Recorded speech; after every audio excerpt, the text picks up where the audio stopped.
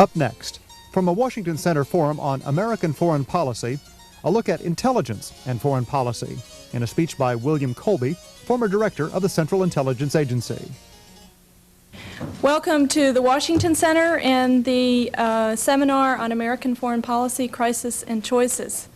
Our speaker today is very well known and probably doesn't need an introduction, but for those of you who don't remember his tenure and all, I would like to give an introduction. It's very impressive. Mr. Colby held the position of Chief of the CIA's Far Eastern Division from 1963 to 1968.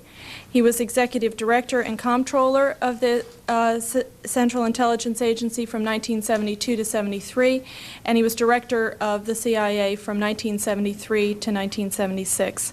Since that time, he has been a consultant on international and domestic political matters to various corporations, governments, and investment organizations.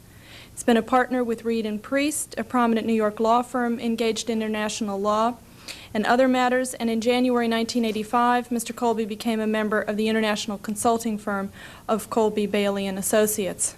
In earlier positions, he served with the American embassies in Stockholm, in Rome, and in Saigon, and as ambassador and deputy to the commander of the U.S. Military Assistance Command in Vietnam from 68 to 71. In that position, he directed the American support to the Vietnamese government's rural pacification program. He started his career as an attorney with an LLB from the Columbia Law School. He's received numerous high awards and distinctions during his career, including the National Security Medal in 1976, the Distinguished Intelligence Medal in 73, and the State Department's Distinguished Honor Award in 1972. He's also a decorated World War II veteran. He received the Silver and the Bronze Stars, the French Croix de Guerre, and the Norwegian St. Olaf's Medal, among other honors. He's widely published here and abroad, and I hope you'll join with me in welcoming Mr. Colby today.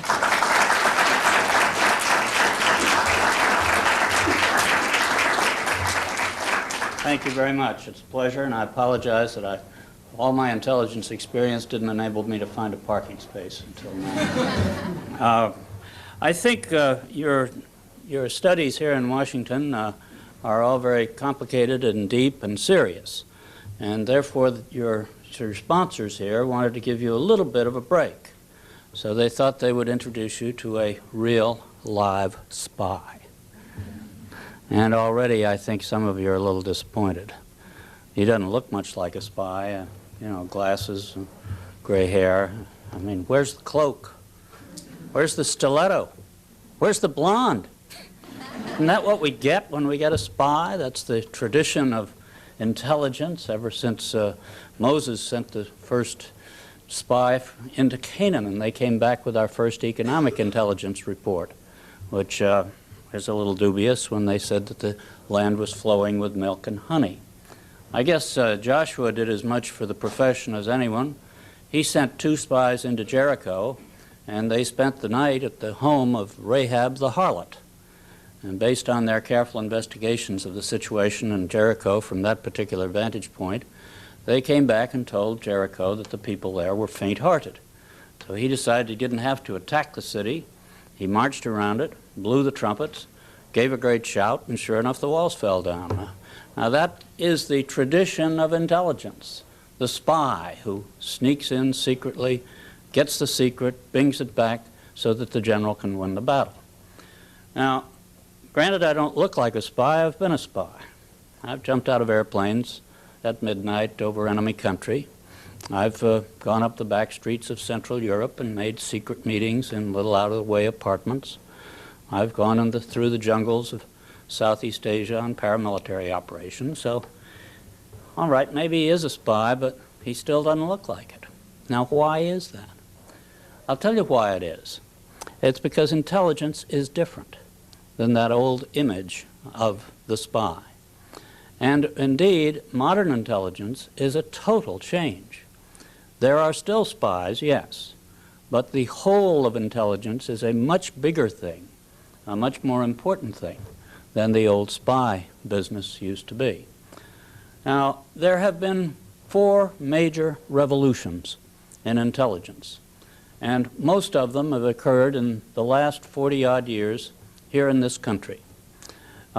it started with Pearl Harbor and our investigations as to why we had been misled and were not alerted to that attack. We found that it wasn't for lack of information. There was information lying all over the American government, but it wasn't drawn together. Some in the State Department, some in the Navy, some in the Army, various places, but no central place. So when we looked at that and had that experience, President Roosevelt turned to an old friend, William Donovan from New York, and asked him to set up a wartime intelligence agency. Now, he turned to him for two reasons. First, he was a very heroic fellow, so he'd be an appropriate chief of people who would jump out of airplanes over an enemy country. He had won the Medal of Honor in World War I, and he'd been very prominent in New York affairs in the period after that. But he also was another facet to him, and that was a thinker, a student. He enjoyed wandering around the world, finding out what was happening, reading voluminously, looking at all the information he possibly could, and then digesting it. And when he set up the nation's intelligence service, he did set up the spy part of it. And he had the people who went in on intelligence missions or guerrilla operations and that sort of thing, like myself. But he also had another part to the agency, which was the Center of Analysis. He brought here to Washington professors, experts from various parts of the world, and sat them here in Washington and fed all the material to them, and then asked them to make judgments about what it means, what that really does signify, all that information, cross-checking it, finding the contradictions in the information, trying to figure out what they all really mean. Now, that was the origin of the first revolution in intelligence, the center of analysis, in addition to the accumulation of information. And that did change the nature of intelligence. That's why we call it now the Central Intelligence Agency. It's central. It's a central center to which all the information comes and then can be analyzed and thought about. And then final estimates and reports can be written based on all the sources available, the open material just as much as the secret material. And in these modern days, a great deal of our information is, of course, open. Glasnost has opened a great deal about the Soviet Union that we really never had before. So that is part of the function, then, of intelligence, and it's the first revolution. Now, the second revolution in intelligence occurred during the 1950s, when we discovered that getting spies into Stalin's Russia was a lot harder than people had thought, that he had the place hermetically sealed, he had the KGB police and so forth, and he had the people under total control. And we didn't have access to the information we absolutely needed to know about the Soviet armed forces, for instance, and Soviet power. How were we to find it out? The spies were caught. The aircraft were shot down. How were we to find out? Somebody had the bright idea of turning to America's technological experts to help us out. And we reached out and got a hold of one of America's foremost aerodynamics engineers. And we put him together with some physicists in photo optics and some chemists in the sensitive chemistry of film systems. And that team built a new plane, a plane that flew further and higher than anyone had to date. And that plane was then equipped with cameras and sensitive film. And the plane flew over the center of the Soviet Union from about 1958 on. And it brought home pictures of things we had suspected might be there, but we had no real hope of ever finding them out. Now, in 1960, that plane was shot down. Khrushchev developed a missile that got up high enough to knock it out of the sky. And we had a little embarrassment because the pilot was captured and the aircraft went on exhibition. And Khrushchev got annoyed that we were flying over his country. But just about that time, a whole new dimension of technology opened up to us, the satellite world. And we began to send up the satellites with the cameras and the film. And those have been improved over the last years, so that today we can look at things, identify things with clarity that we never could have seen before.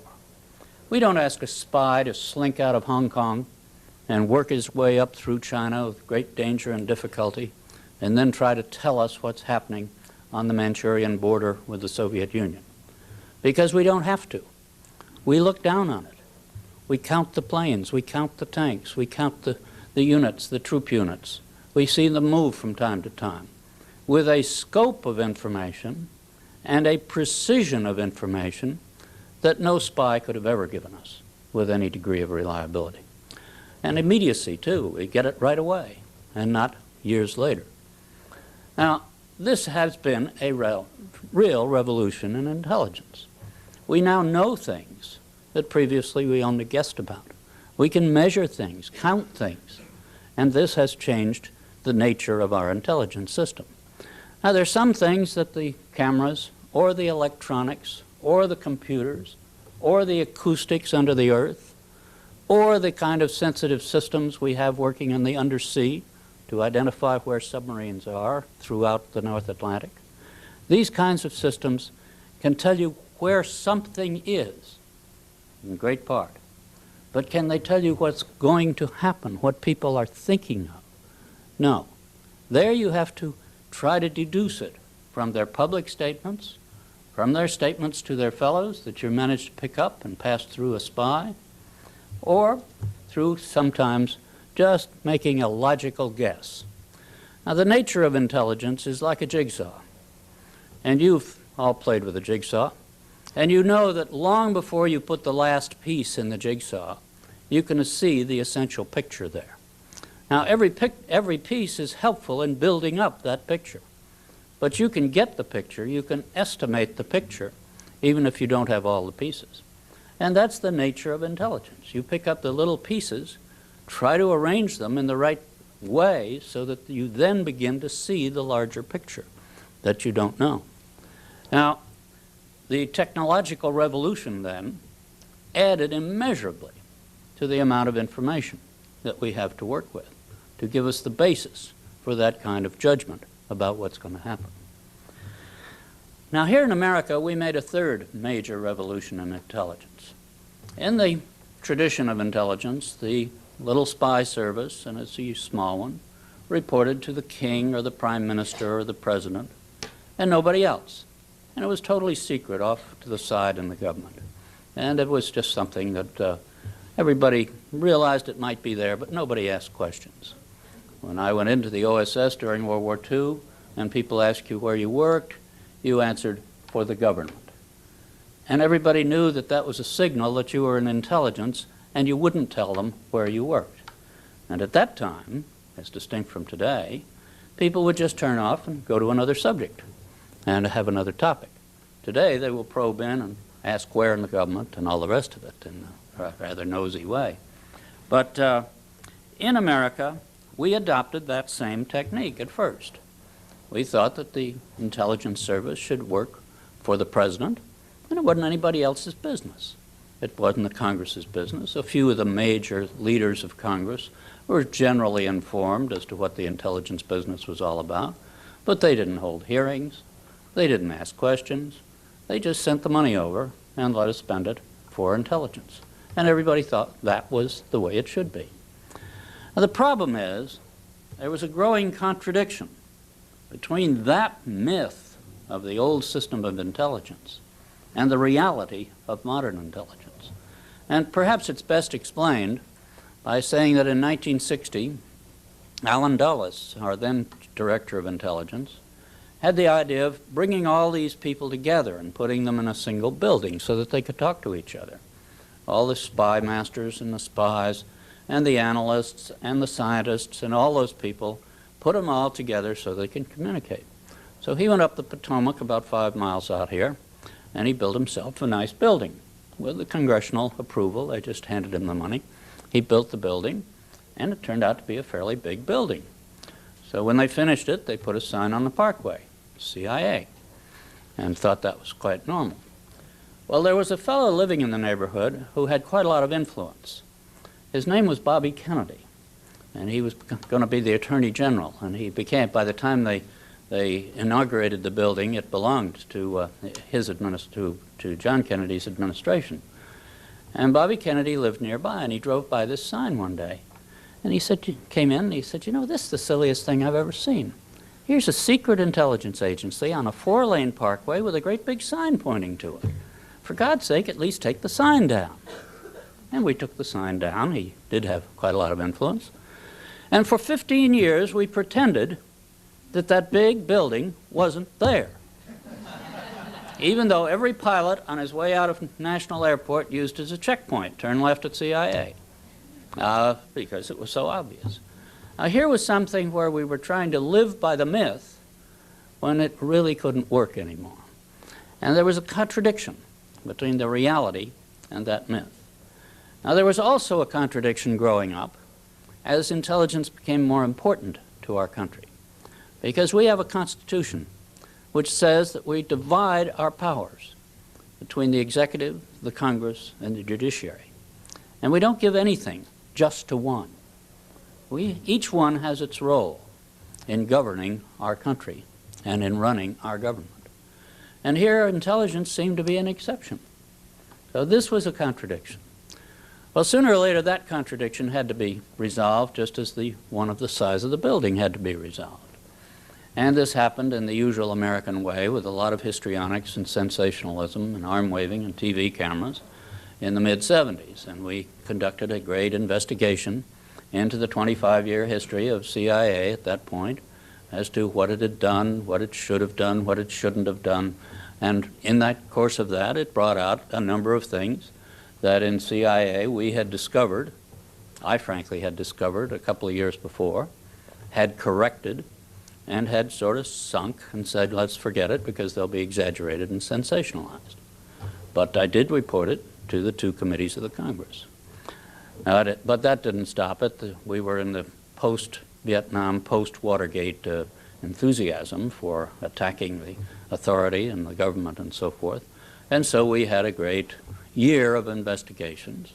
And as a result, we developed the concept that the Congress did need to play a role in the supervision of intelligence. The report of the special committee that looked into the intelligence during that year said that it wasn't that CIA was out of control. In fact, if anything, it had been too much under the control of presidents. It wasn't a rogue elephant, in other words, as the phrase was then. What it was that Congress had not done its constitutional job of supervising the agency. Now, how can the whole Congress supervise an agency? It really can't. And therefore, you have to figure out some compromise system by which that will work. And so in each House, there is now a special committee to govern intelligence, one in the Senate, one in the House. And these members are selected by the leadership of the body. The executive has no role in who they should be, and they are given a charter to know the secrets and told to keep the secrets. And by and large, they do. The congressman, it's favorite game to blame the Congress for all leaks here in town, but a congressman, I think, said it rather well. He said he didn't think Congress leaked any more than the executive, which really isn't saying much, quite frankly. But it's a fact that you do have an additional exposure. But what else you get out of it is the application of our constitutional controls over the activities of our CIA. Now, we had a little adventure the last year or two, the Iran-Contra, where the administration was trying to run around those controls and not abide by them. And the thing turned out to be a 3-ply disaster, and some people are going to be convicted of crimes for being involved in it. And it's just another illustration that that's the wrong way to run anything in our country, that you've got to follow the constitutional norms and recognize the role of the Congress, the role of the judiciary, as well as the role of the executive. Now, that's a major revolution in intelligence. A few other countries have followed the example to a limited degree, setting up committees of their parliaments or legislatures. Most of them have not, and still pretend it's the good old days. For instance, Britain, where the name of the head of the intelligence service is still a state secret. He doesn't appear at Washington Center meetings or on the television or on C-SPAN or whatever. He is a secret, unquote, even though half of London knows who he is, but it's still a secret. So that third lesson in the third revolution has not gone everywhere. I noticed with some amusement that the new Supreme Soviet is talking about setting up a committee which will supervise the KGB. Now, if you ask for perestroika, a change in the Soviet system, that's about as big a change as I think you'll ever see, when the elected Congress has a right to supervise the activities of the intelligence service of the Soviet Union. Now, out of these three revolutions has come a fourth, which I think in a way is the most important of all. And that is, what is the role, what is the purpose of intelligence? As I said, it used to be that you stole the secret, gave it to the general, and he won the battle. But today the purpose of intelligence is much greater than that, much more important than that. It's to create understanding in our government of the complicated problems that exist around the world, of what threats exist, how big they are, how small they are, what kind of threats are they, where do they come from, what kinds of actions could be taken to ameliorate them.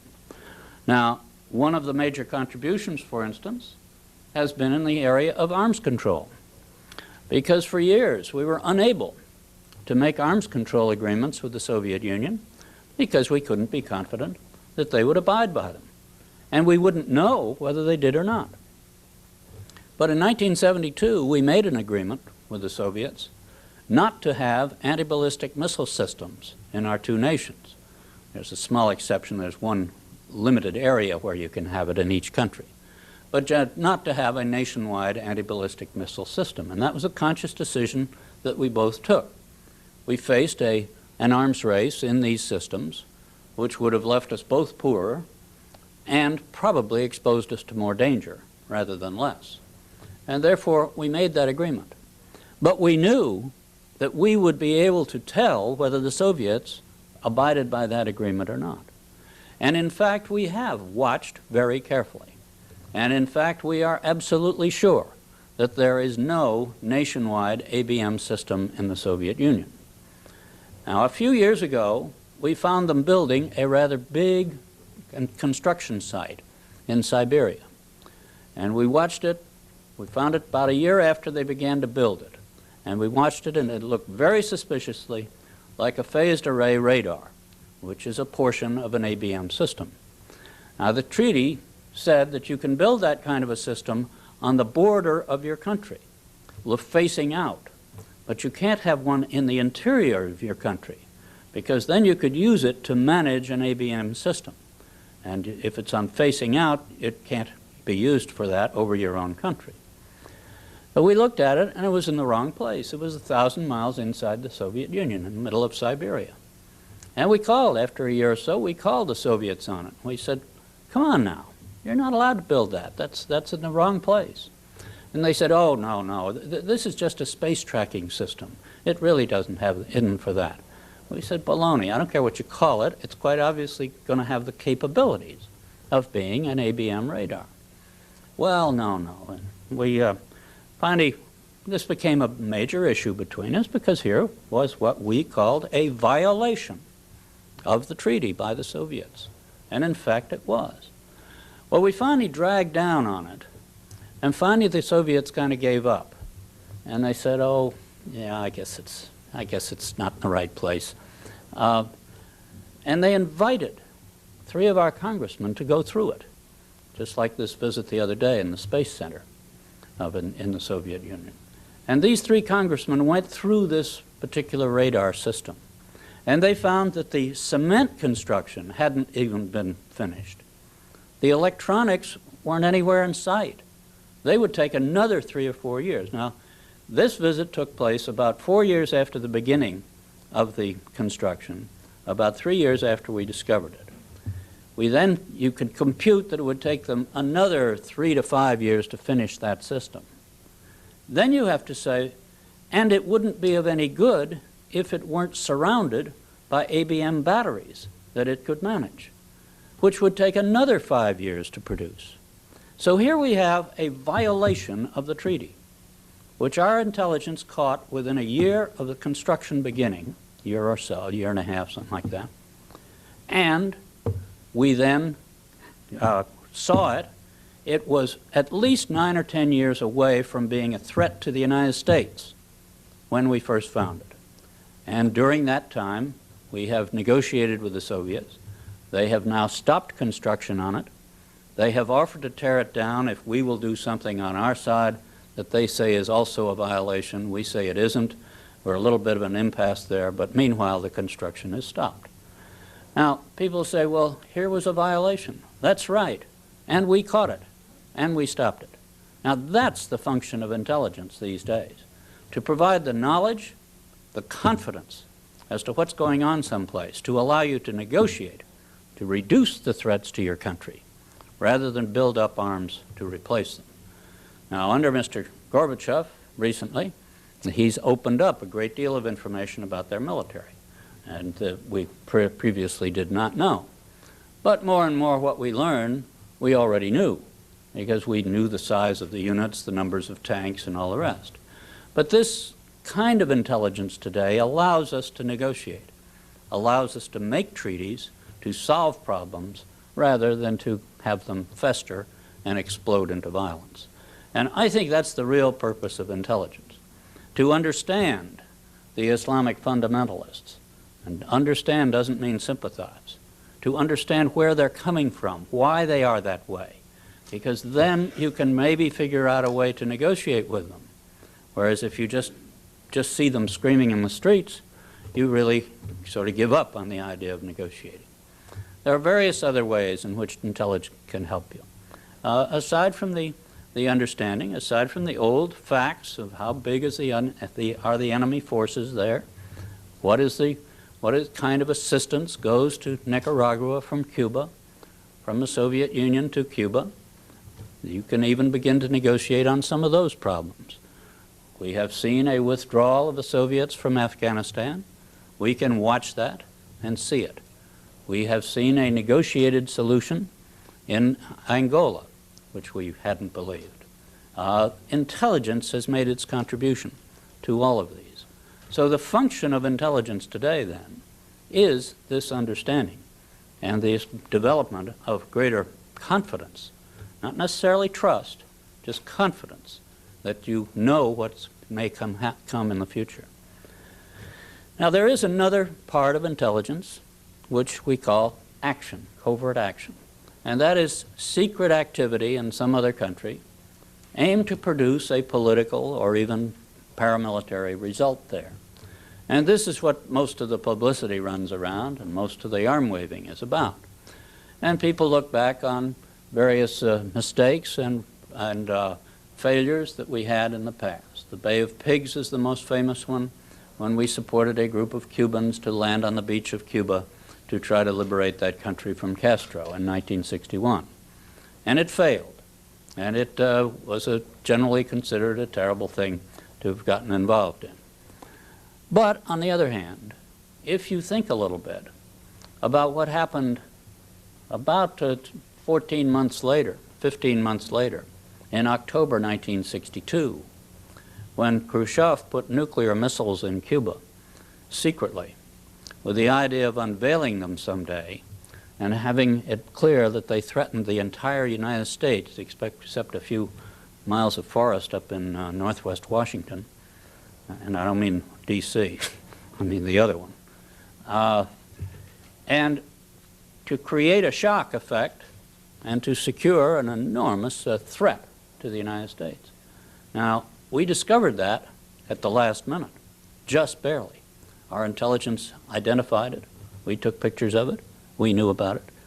And President Kennedy was prepared to go in and take those out, if necessary, before they came into operational readiness. Our intelligence was able to tell him, by the way the pictures looked, that he had about 10 days to 2 weeks before they would be in firing status. And he had that time to negotiate, or if necessary, to send the troops in to take them out. And he did both, got ready to send the troops, but negotiated. And at the last minute, Khrushchev blinked and removed them. Now, that was the nearest time we've ever gotten to nuclear war. But let's face it, if the Bay of Pigs had succeeded a year and a half earlier, that would not have occurred. That potential would not have occurred. And a few Cubans could have liberated Cuba and preserved our country from that kind of threat. Now, I won't say that all these operations were either justifiable or smart, or certainly successful. But in a number of cases, they have been very successful and very effective. We had successful activities in Laos. We had successful activities in Western Europe in the period after the World War II, when the Soviets were trying to take it over by political subversion, and we supported the democratic parties and democratic groups to face them.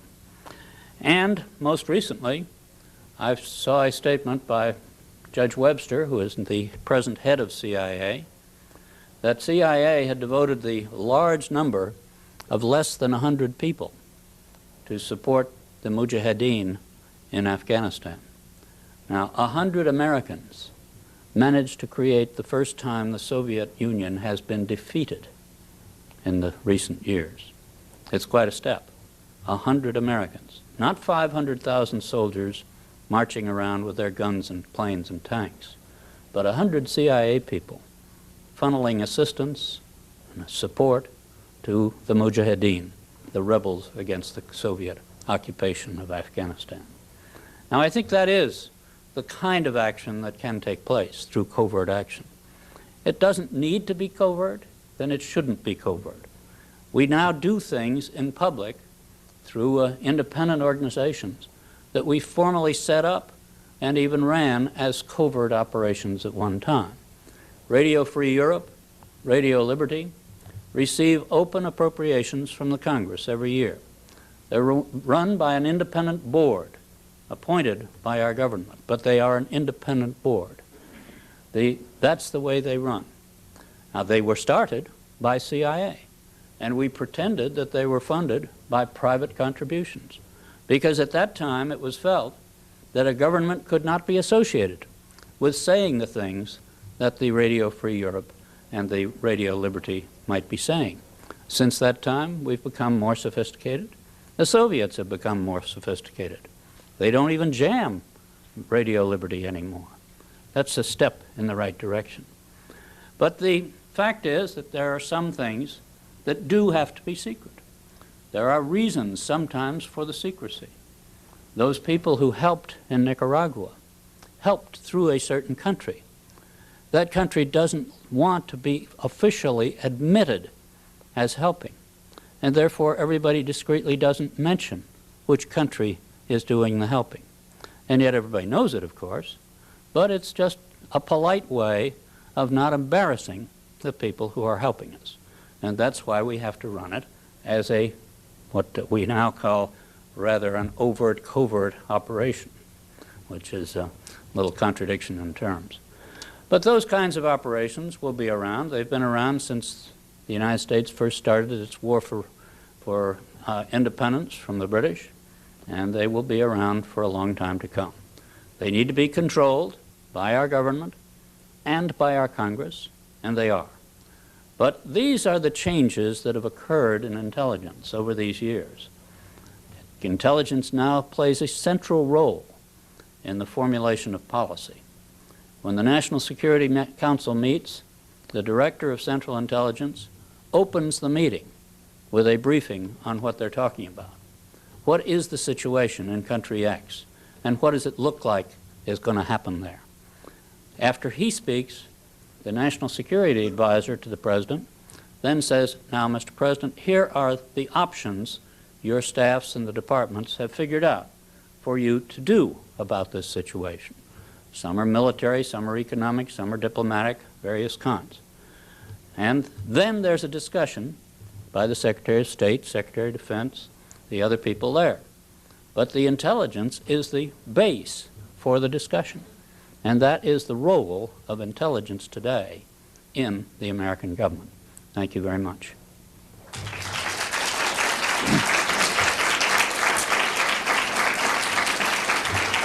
Be glad to take your questions, and remember, there are no indiscreet questions, there are only indiscreet answers. Yes, sir. Identify yourself and your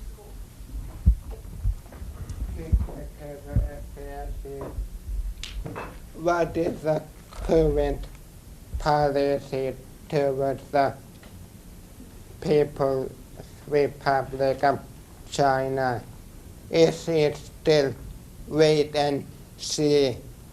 And what's the possibility of policy change, if any, if the purges still continue? Right. Well, the situation is that the United States has reacted in the sense that it has condemned the repression of the students and workers in Tiananmen and in the other areas of China. It has suspended military sales. It has suspended certain credits that were going to China as a result. We have not broken off relations, and I don't think we will. We want to maintain relations in the hope that the Chinese government will gradually release the repression that it's placed on its people. Unfortunately, the Chinese government doesn't seem to be giving many signs of doing that, and you saw in this morning's papers and yesterday's papers the new idea they have that before people go to college, they spend a year in the Army to make sure they're properly indoctrinated. Or before they go to graduate school, they spend a couple of years in a commune out in the countryside, helping feed the pigs and so forth, in order to make sure that they've got the right proletarian spirit. Now, that's a reversion to the Cultural Revolution days. It bespeaks the fact that the old men running China today are getting very crotchety about these uppish young students demanding more and more freedom and liberty. The Chinese tried to open up the economic system without changing the political system. You can't do it. And they had the lesson that the students did rise into protest. The students really didn't know what they wanted. They wanted more democracy, but they really didn't have an idea of what it was. And the old men, instead of handling them in a sensible way that older men should handle young people, of reaching out to them and helping them articulate specifically what they needed and what they wanted and satisfying them in that sense, the old men just lectured to them and told them to go back and mind their own business and leave the running of the government to them. And they have repressed them to date. They won't stay repressed forever. They'll bubble up again. The history of China over the centuries is the alternation between the centralization of power and the gradual decentralization until eventually you get a form of anarchy. And then you get another centralization surge. Now, that used to take centuries. Today it takes decades, but the process will resume. What will the United States do? The United States does not want to totally cut off relations with the government. We have relations with a whole bunch of governments that we don't approve of because we need to have contact with them. But certainly the foreign tourists won't be going there. The foreign investors won't be going there. And the Chinese government is going to take a loss on this whole affair. And when it begins to realize the size of the loss, then it'll start to change. The Cultural Revolution was supposed to be a great new thing. And what it basically did was almost eliminate a generation of university students from that country. Now, this time, the Chinese have something like 40,000 students in the United States. Are they going to lose those talented young people for the future of China? There's a very good chance they will, because very few of those will go home. And they will begin to see the cost of this kind of behavior, and then somebody will come along and say, let's take another look. Let's wait until Mr. Deng Xiaoping goes on to his just or unjust reward, and then I think you will have a little struggle as to whether to modify the hard line. But the United States position will be one of disapproval, but not of leading any major campaign against China. We've got to maintain some connections with them because we have to keep them as a part of the world political balance. Yes, sir.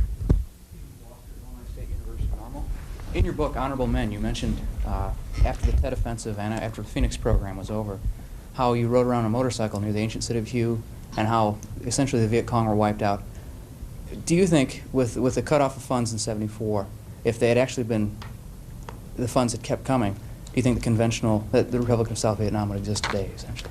I do, and I'm putting out a book in the fall on the Vietnam experience, the whole thing. I think that the fall of Vietnam was not preordained. I'm not saying it would have succeeded, but I really come down to the fact that I think it would have had about an even chance. The South Vietnamese fought off a North Vietnamese attack in 1972, fought it off with their own troops and their own effort and their own blood. The United States had removed over 500,000 soldiers from Vietnam before that attack took place. Now, the Americans provided two things to meet that attack. They provided logistics, lots of it, and they provided air power from our bombers, from the carriers and the B-52s. And those bombers were very effective against the North Vietnamese military units and helped the South Vietnamese fight them off. Now, in 1975, the North Vietnamese attacked at almost the same three places, with again a pure military attack. There were no more guerrillas in the country, not because they'd been shot, but because they'd been recruited. And many of the people who had been on the other side were on the government side by 1972 and 1975. The North Vietnamese admit that they had no support from guerrillas. It was a pure military assault. But this time, the North Vietnamese said that President Thieu of South Vietnam had to fight what they called a poor man's war because of the restrictions on American military assistance. And of course, there were no bombers to support the South Vietnamese, and the South Vietnamese army collapsed, and South Vietnam has fallen. Now, I call it a lost victory because I think there was a victory in 1972 at the end of a long, agonizing period during which we made a lot of mistakes. But nonetheless, we had victory in that I could, as the gentleman said, ride on a motorcycle with a friend from one side of the delta of Vietnam to the other on Tet 1971, 3 years after Tet 68. And if we had tried that in '68, we would have been killed within 5 miles of our departure.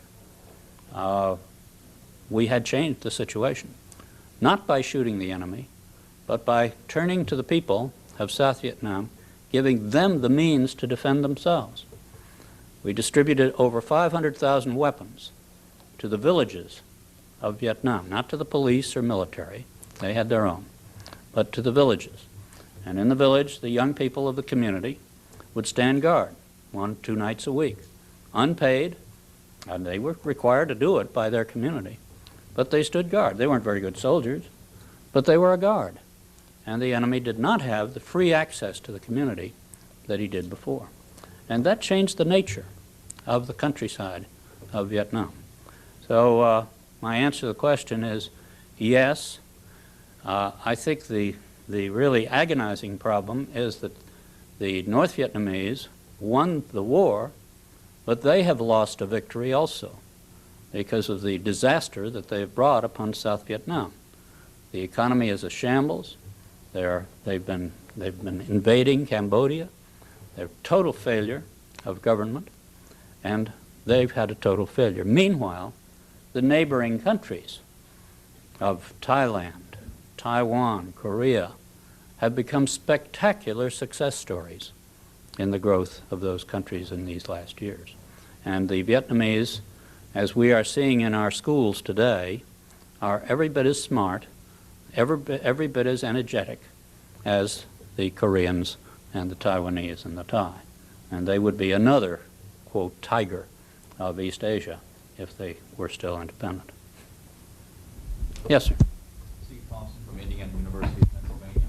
I was wondering what you might suggest to counteract our lack of success in intelligence gathering techniques in predicting the action of the Chinese government recently, and our lack of success in being able to get information out of the Mideast, the terrorists. Well, those are two different things. I think the Chinese situation, the intelligence of that, there weren't any secrets to learn. That was an unfolding development, which has its own dynamic and begins to move. And you can make estimates about where it's going to go, but I think the individual day's events you're not going to be able to predict very well. Curiously, in intelligence, sometimes it's easier to predict a year ahead than it is to predict a week ahead, because the variables make a lot of difference in a week, whereas the fundamentals are more important for a year.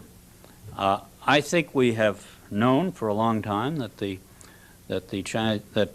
Chinese economy has successfully opened, and that has put pressures on the situation and on the political system. That the apparatus, the Communist Party apparatus, has become increasingly restive at seeing all this power flow out of their hands and not be able to control it to the degree they should.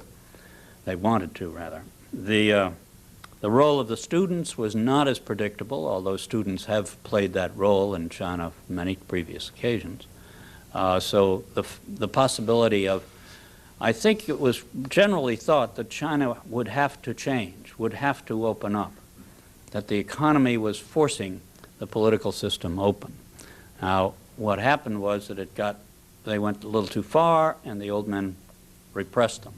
But that fundamental development is still underway, and the students will be back, even if they have to go out to the country for a little bit.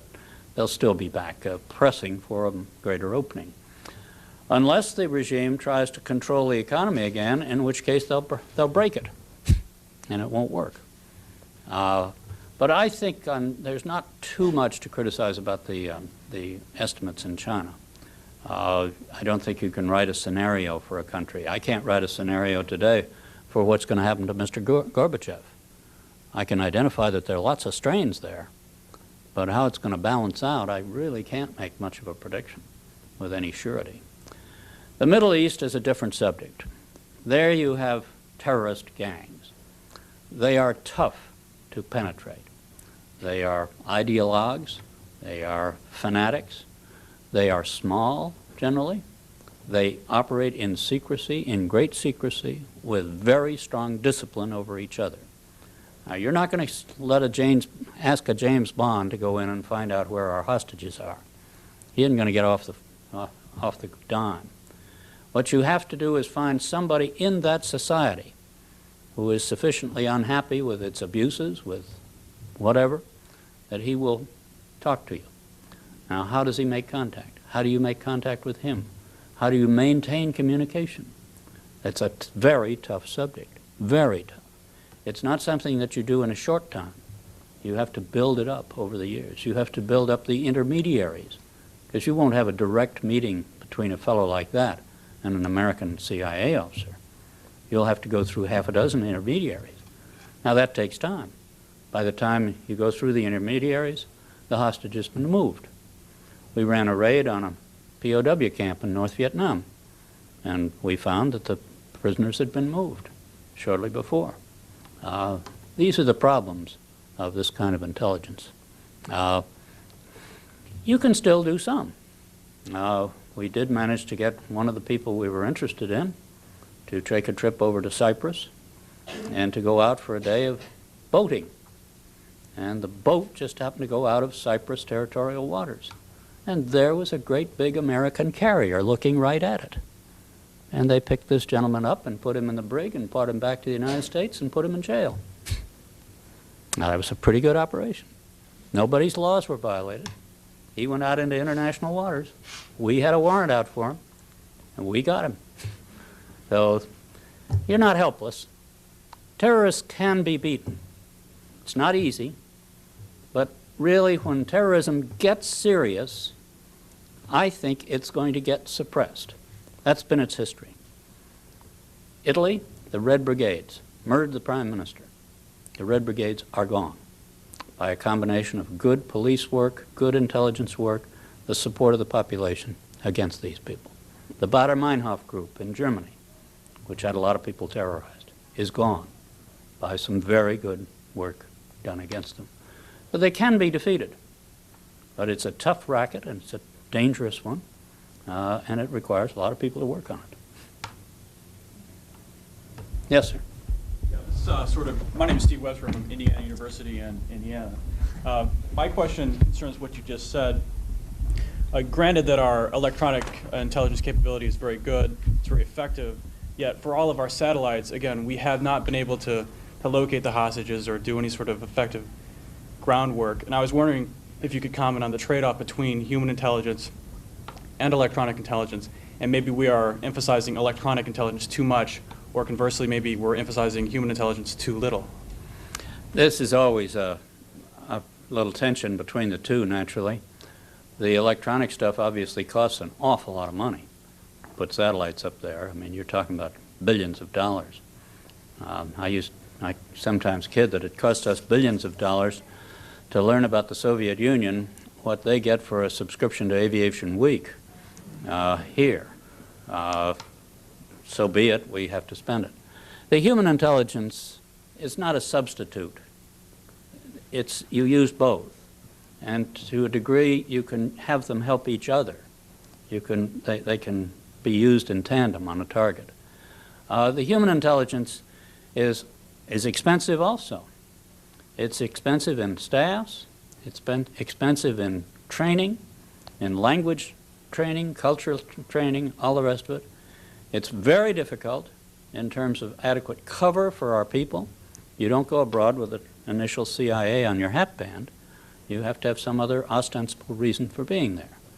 And the United States, we are the only country that I ever heard of that now says, oh, you can't use journalists, you can't use missionaries, you can't use Fulbrights, you can't use the Peace Corps, you can't use this, you can't use that. You look at the normal community overseas, who else is there?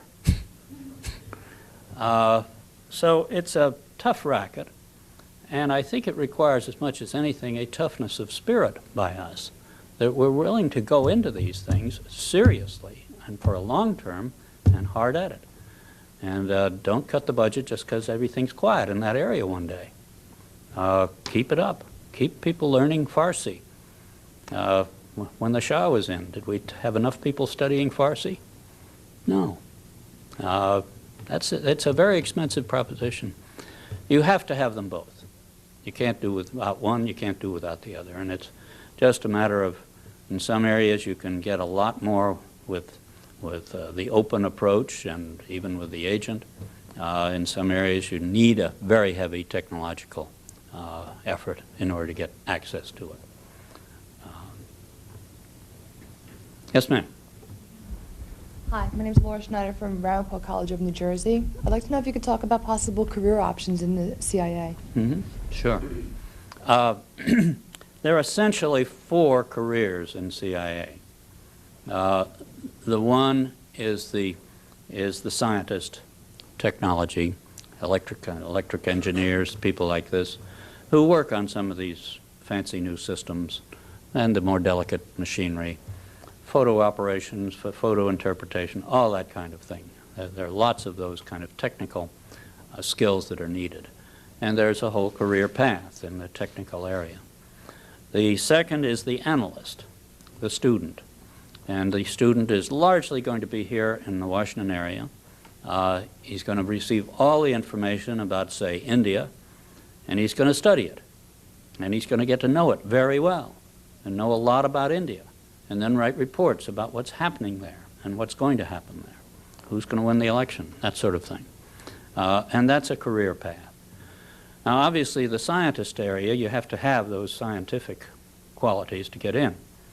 The analyst, normally they require an advanced degree in one of the liberal arts, more or less, the history, political science, economics, things of that nature, of course. And they go in as a career in there. The third is the operations officer who lives overseas or spends a good portion. he or she, and there are she's, a lot of them. As a matter of fact, we've had she chiefs of station, so I nominated the first one. That path the person goes into, you get a little training in the tradecraft, how to make secret meetings and all that sort of thing. You go and live in a country, speak the language, get to know the people, collect intelligence, develop friends and associates and agents and all the rest of it, and try to maintain secret communication with them and do whatever needs to be done. And there's a premium on language capability, obviously. There also is a premium there on somebody having done something other than just been a student. Not necessarily an advanced degree, but military experience, business experience abroad, some obvious interest in foreign parts, foreign cultures, things like that nature, and having done some work in that kind of an area, that gives them a leg up on it. And the fourth category is the normal government administrative function, personnel, logistics, finance, all that sort of thing. That, of course, you get a little different than the normal department here. When you talk about logistics, you're dealing with some fairly funny equipment sometimes, not just talking about trucks and cars and things. So those are essentially the four career paths. They have recruiting stations around the country. They're in the phone book in many cities as a recruiting station. The best way to do it is to contact one of those people. Some of your schools, I'm sure the recruiters are around to your schools and leaving their identity and cards so that anybody who's interested can find out. And they'll give you a little general information about the agency, and they'll probably interview you, just preliminary interview, to see whether you seem to have enough of what they need to be interested. Then if you do go into it, you have to face this enormously long personal history thing that you have to fill out, showing every place you lived and all the rest of it. And that will be cross-checked in investigation. You will have to go through a psychological test to see that you're stable and solid. You will go through a polygraph, which I have done twice. It's a miserable experience, but it's very worthwhile for the sensitive roles. I'm not a believer in it as a way to convict people of crimes. I'm not a believer in it for mass use for everybody, but I am a believer in it for use for sensitive jobs in our government, such as the intelligence. And so you go through that, and if you make them all, then you'll go to the training and start a career. And it's, you know, I think, frankly, that the next 25 years should be, if anything, much more exciting than the past, because of the new ways of learning, the new ways of handling information, the new kind of information coming available to us, the new technology, and how it's going to change. We're at the verge of the so-called information age, and it's going to be an absolutely fascinating period. Yes, yes, ma'am. I'm Joanne O'Connor from Indiana University. Do you believe that CIA or organizing assassinations, coup attempts, things like that exceed U.S. muscle? You know, should they be into that kind of stuff? Well, I do not believe in assassination, and I'm the guy who wrote the first directive that says we will not do it. That was a major subject of the investigations in the mid-70s, and substantially responsible for having started the investigations, because the story got out. The committee went into it in great detail, and one of its findings, I think, is fairly instructive. They said CIA never assassinated any foreign leader, or, you know, political, never assassinated any. It had some contacts with people who assassinated. The generals in Vietnam killed President Diem. I think it was the dumbest thing that was ever done. The Americans were in touch with the generals, but nobody had really contemplated that they would kill President Diem. There are a couple of those kinds of incidents. There was one fellow who had the bright idea of eliminating Patrice Lumumba with some poison. They sent the poison over to one of our stations in Africa, I've forgotten which one. The local fellow there said, absolutely not. I'm going to have nothing to do with it. And it stopped. And he died for other reasons, but CIA did not have anything to do with it. But there are enough of those little murky ones around that made great copy for a year. And the rule is now in a presidential directive. We shall not. Now, there are some second thoughts always about that when you're dealing with people like some of these terrorist leaders. But I think if they get killed in the midst of a kidnap attempt, well, that's fair game. That's all right. But a deliberate attempted assassination, I think we get more trouble than benefit out of it. And I don't think our people are really up to it. Now, that excludes time of war. If we're at war, then I don't believe that when the young people of each country are killing each other, the old people should be immune. And I would very cheerfully have helped carry the bomb into Hitler's bunker in 1944. Yes, sir. Yeah. Vincent Matthews, Texas Christian University. During the last election, a lot of information was distributed to the effect that during President Bush's tenure with the CIA, he was largely out of the loop of information and served little more than a cheerleader to pep up Congress's spirits with the CIA. I would like some comments from you on the accuracy of this statement and also discerning with his relation to the CIA, how does that, what his tenure there, how does that affect the way he acts with the CIA today? Well, I didn't hear that about him. I know that he was very popular in CIA. They held him in great respect.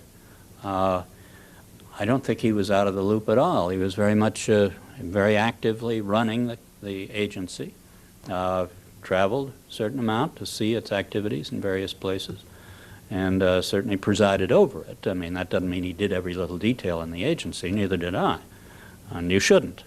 But no, I think he was a very successful chief of the CIA. He was only there a year, so it really wasn't very long. You don't get all that much done in a year, as you well know. In terms of how has his experience affected his present activities and relationship, and you shouldn't. But no, I think he was a very successful chief of the CIA. He was only there a year, so it really wasn't very long. You don't get all that much done in a year, as you well know.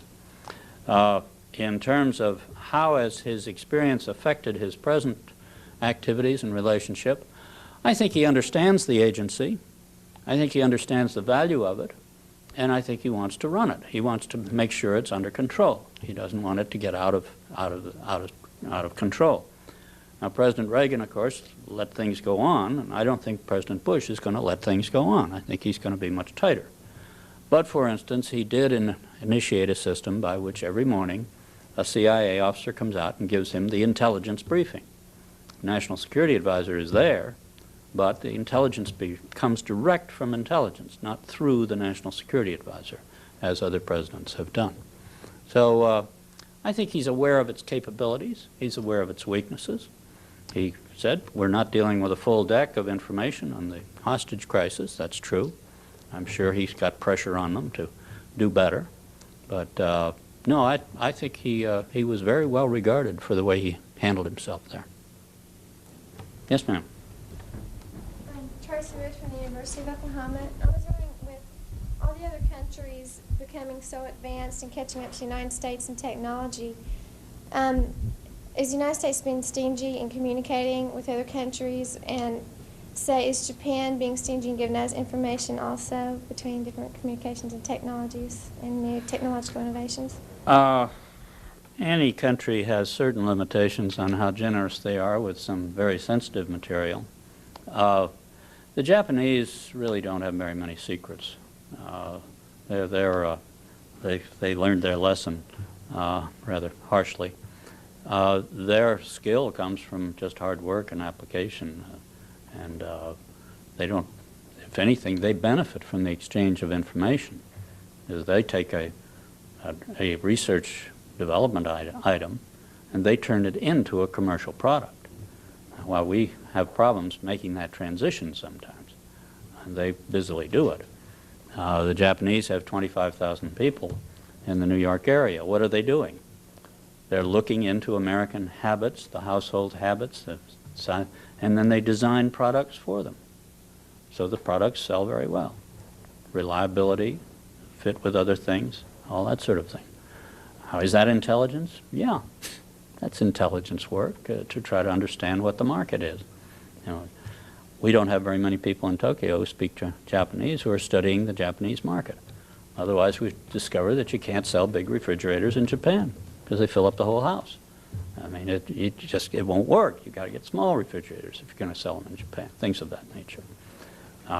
You can't sell them American cars. Why? Because we put the driver's seat on the left.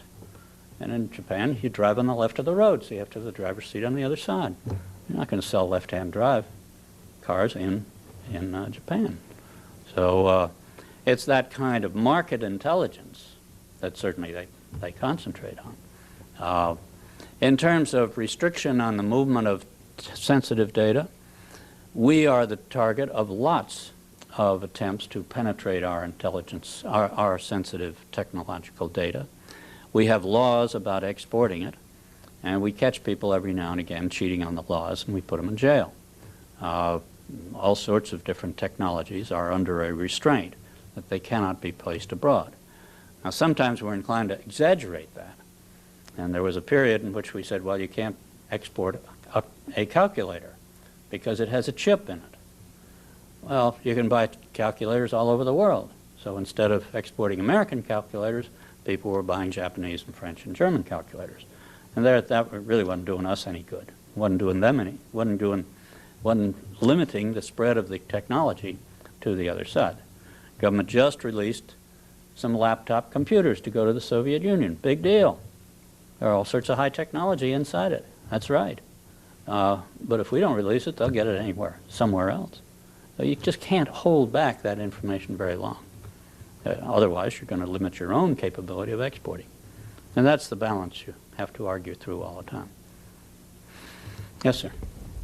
My name is Jeff Barlow from the School of the Ozarks in Missouri. I was wondering if you could discuss the CIA's exploration of the communist infiltration into the American political society. Well, it's the way you say it, it's not CIA's job. That's to the extent that it is anybody's job, it's the FBI's job in the United States.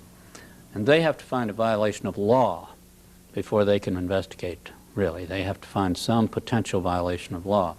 They got in a little trouble here recently. They started off an investigation and then sort of mindlessly continued it, and there wasn't any violation of law at all, and there's been some criticism of it. The CIA is responsible for that kind of information abroad. And if we could get into the headquarters of the Communist Party of the Soviet Union, I assure you we'd be there. And we would be reporting whatever plans, whatever support they are giving toward developing a communist base in this country, or influencing American opinion, not just a communist apparatus. We certainly would try to find out what agents they're sending here. We do catch them every now and again. The FBI has that as a major job here in this country. It's a huge job because the number of foreigners in this country, almost impossible to conceive of following all the foreigners around in this country, because you have something bigger than the Army, Navy, and Marines and Air Force all in one piece. And we don't want to live that way anyway. Americans don't want to live that way. So are we a bit exposed? Yeah. Does the other side get very much out of this? I think they get some marginal technical information. That's what they do get. They used to get what I called ideological spies, people who spied for the Soviet Union because they believed in the revolution, in the Soviet position against Hitler and fascism. And those were the famous spies of the late 1930s. They were ideologues. They wanted to help the Soviet Union. Nobody believes in the Soviet Union now. Even in the Soviet Union, they don't believe in it. So today, what kind of people are they getting? They're getting tawdry little people who will sell their country for a few tens of thousands of dollars. And unfortunately, they do not badly at that. In part, it's sort of the breakdown of discipline and standards that occurred in our country during the 70s after Vietnam and Watergate and all that sort of thing. The me generation, that sort of thing. Commander Walker, the naval officer who spied for the Soviet Union, tried to get his daughter to help. His argument to his daughter, oh, everybody does it. I mean, that's a hell of a thing for a serving naval officer to say. You know, it's astounding. You can't even think of it. So we are vulnerable to these punks that sell their country for that kind of thing. On the other hand, I would like to bring it into balance a little bit. In the 40-odd years of its history, CIA has had one defector go to the Soviet Union. That's this fellow Howard, who went a couple of years ago. And he was mad because he'd been fired by CIA and not allowed to stay there. And he is living in the Soviet Union today. He got in touch with them and he told them a lot of information that has hurt us. They executed an agent of the Americans in the Soviet Union as a result of his information. But that's one. How many KGB officers have defected to the free world? Hundreds. So let's get this in a little perspective. Yes, we do take losses, but the strength of this society in its freedom is so much stronger than anything else that we can stand even those few slobs at the edge. Yes, sir. My name is Clint Garrett from Indiana University, and I'm very concerned, especially in the intelligence sector, of almost the handicapness of the American administration and its staff when dealing with a foreign culture to actually understand that culture and what it's about before dealing with it. Examples with the Middle East through the history of the United States are perfect examples, and our examples post-FDR with South America are other examples. But with the battle of terrorism now, I don't mean any offense by this, but terms such as fanatic are perfect examples of really looking at what these people are about, and whether people who, when they're speaking, think that the American public, who is misinformed many times in foreign policy, tends to look at that and go with that idea. And until the American administration really starts to understand these cultures, I don't even think we'll begin a battle or containment of terrorism. Couldn't agree more. I fully agree with your point. It starts with language study. We're abysmal in language study in this country. You can graduate from colleges without a foreign language, believe it or not. I mean, much less high school. You know, we ought to have requirements for language study in high school at least. Other nations learn 2 and 3 languages just sort of normally. We struggle with English sometimes. We do have a lot of foreign travel, and that's helpful. We've got a certain amount of foreign business. And they get a degree of familiarity. And we have a lot of people in this country who come from somewhere else. And that's our strongest position. Almost everybody came from somewhere else. And they have a sort of an interest in the old country, so that you can turn to them for some help and various things. So we have strengths, but I could not agree more on the essential of understanding the culture. President Reagan said one of the most useful things, I thought. It's a sort of a funny statement, but he went down to Latin America one time and he stopped in 3 countries.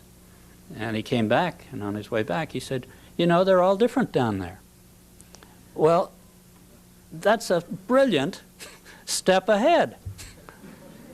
You know, they all don't wear sombreros and sit in the sun. We've moved ahead. We understand they're all different down there. That's a big step ahead in our comprehension of the realities of the world. When the president says it, you know, it has an impact. It's a sort of funny thing, but it's true. Yes, sir. My name is Adam DeRosa from Indiana University. My question is that I agree with your sentiments that Soviet is going down in the spies lately, but isn't the CIA a little bit alarmed by the recent revelations of the bugging in the Moscow embassy and the selling of secrets by Marines and the Felix Bloch problem? Oh, sure. I mean, you're concerned about that. I think the Moscow embassy situation, most people that have lived behind the curtain in the last 20, 30 years have just assumed everything was bugged. Sort of what else is new was the reaction. Now, this one was a rather more sophisticated operation, I gather, than the ones that had been going on before. But they've been bugging our embassies for years in that part of the world. There's no question about it. Very enthusiastically, you know, and we we find the bugs and get mad about it, and it goes away, and they put another one in after a while. The Moscow embassy was an extreme case. They had the whole place wired for sound, and then we have the dilemma of what are we going to do about it, and we're fooling around with that, and we got a lot of money in it. What do you do with it? Some people say, you know, sell the building to Pepsi-Cola or something, let them use it. But as for, I am concerned about this breakdown in discipline and standards, because I think it affects a lot of things aside from just the intelligence area. It affects all sorts of things. And that came out of this miserable history of the Vietnam War. And this November you can read my views about it. Yes, sir. Jeff Harold, James Madison University. I was wondering, the KGB has a large amount of embassy officials in Mexico City. I mean, KGB officials that pose as embassy officials. Do we have a comparable facility in the East Bloc? And also, I was wondering, to what extent does the CIA rivalry with the DIA affect productivity? Well, I really am not going to answer your first question. Let's just say we're going to try to get intelligence wherever we can get it. It's a complicated problem as to sort of where we are and where we aren't. The second one, no, the DIA, CIA, you know, there's a little natural jurisdictional rivalry from time to time, but they're tied together at the top in a weekly meeting that the director of CIA chairs and the director of DIA comes to, and the directors of the Army, Navy, and Air Force intelligence come to, and that meets almost every week, and they hammer out differences in that fashion. It's not a serious problem. You know, once in a while you get the bureaucratic games, but and the FBI fellow comes to that too. So it works pretty well. Nothing, you know, it works at least as well as the Agriculture Department and some other department, maybe better. Yes, sir. Steve Thompson from Indiana University of Pennsylvania. I'm given to understand that only about 5 or 10% of the CIA's overall energies are spent on covert action. A colleague of yours, Ted Shackley, had wrote a book entitled The Third Option, talking about paramilitary and proxy warfare as a valuable foreign policy tool. Do you feel that the CIA is truly equipped to handle out those types of, to handle and carry out those types of options when it's really designed to gather intelligence and not be a tool for implementing foreign policy? This is always a debate as to whether you really should have the action responsibility in the same shop that the analysts are supposed to be in. In actual fact, you separate them out inside the building. But very early in the game, it was discovered that if you're going to collect intelligence and if you're going to do influence, you're going to end up turning to more or less the same kind of people in foreign countries. And there was a period at which the action was a separate organization from the intelligence collection. And they spent a lot of time chasing each other around instead of doing useful work together. They put it together in the early 50s, sort of forced them to work together, and it's worked reasonably well since then. The percentage you refer to is a variable one. During certain periods in which the government wants to be very activist, that percentage will go up. When the government wants to be more passive, the percentage will go down. I looked at it one time and I found that in the 50s almost 50% went for action. By the early 70s it was down to about 5%, and I gather it stayed there for part of the 70s. I would guess that it's gone up during the Reagan years. They have had some fairly successful operations, I think. The Angola thing has turned out to be successful. They are achieving the objective we long had of getting a coalition, federation of some sort, so that the two forces can work together. The Afghanistan, I say, is a very, very successful operation. And the Cambodian thing seems to be coming out all right. And I don't know the details. I haven't read any secrets for the last X number of years, except the ones I read in the papers. But I gather we have been giving support there. and it's working out. They're now trying to negotiate a solution in Cambodia. So it can be used for that purpose, and it will be used depending on the government's policy. If the government wants to do it, then CIA is your tool. What you don't do is do what Colonel North did, try to rinky-dink his own system up, because then you end up dealing with some ragtag Middle East arms merchant who takes you and doesn't do anything. CIA knows how to run these things and know how to check the people out before you have any confidence in them. Yes, sir. J.C. O'Connell, Metropolitan State College, Denver. How can the CIA justify its actions when they're in direct contradiction to what America stands for? For example, supporting dictatorships when we're supposed to stand for democracy. Well, that's a frequent charge. The CIA is going to do what its government tells it to. When its government was faced with communist subversion in Western Europe, the CIA's solution was to support the center democratic forces in Western Europe in the 50s, and I was involved in that in Rome. Not the right wing, not the fascists or monarchists or any of that stuff, but the Christian Democrats, Social Democrats, things of that nature. And we did, and we succeeded, because those were the targets of the Soviet Union, and we wanted to strengthen them to resist. In some countries, the CIA has supported a particular dictator. There's no question about it. Depends on the country, depends on what the facts of life, whether there's a real alternative. Depends on whether there was a threat to that country from another country. President No Dinh Diem was called a dictator. I don't think he was, but he's certainly authoritarian. There's no question about that. He was a Mandarin. Did we support him? Yes. He was the best thing around for a long time, because the alternative was the communist. And I mean literally in the 50s. In the 60s, we withdrew our support from him and helped overthrow him, which I thought was a dumb action. But nonetheless, the government decided on it. The president decided on it. So the CIA will do what its government wants. And in terms of, say, Latin America, when Che Guevara was threatening to turn the place into a continent hostile to the United States, we aided various groups who were trying to knock him down and reduce that threat. To us, the threat was not a military-run Latin America. That was no particular threat to us, but a communist-oriented Latin America would have been a threat to us. And that's the thinking. I'm not justifying it. I'm just saying we do not have for these kinds of actions, there are two moral justifications. They're the same as the justification of the just war in old church doctrine and philosophy. There are two requirements. It be in your self-defense, and second, that the action be proportionate.